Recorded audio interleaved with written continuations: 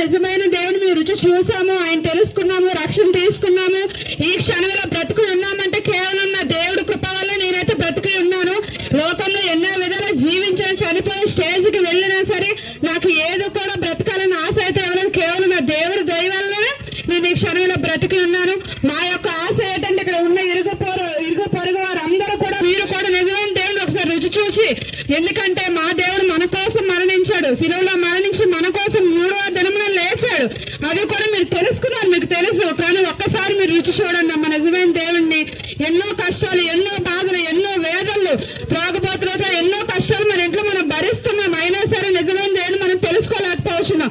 ఒక్కసారి మా మాటలు వినండి. మేము పడుతున్న ప్రయాసం చూడండి, మేము పడుతున్న బాధ అంతా మీ అందరి కోసమే. ఎందుకంటే ఈ క్షణం మనం మరణించాలంటే ఏ స్థితిలో ఉంటాం, ఎక్కడికి వెళ్తాం, పరలోకమా నరకమా?